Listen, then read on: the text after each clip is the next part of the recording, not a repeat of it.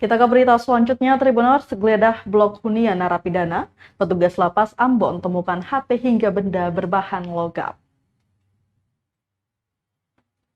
Petugas Lembaga Pemasyarakatan atau Lapas kelas 2A Ambon menemukan handphone dan sejumlah benda berbahan logam saat menggeledah kamar hunian narapidana.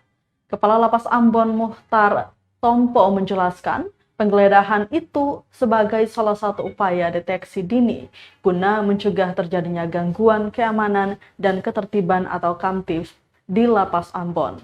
Penggeledahan dipusatkan pada satu blok hunian Raja Wali yang berlangsung selama kurang lebih 1 jam.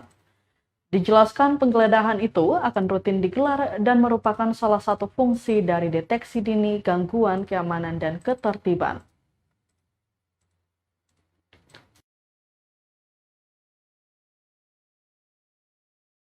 Terima kasih sudah nonton.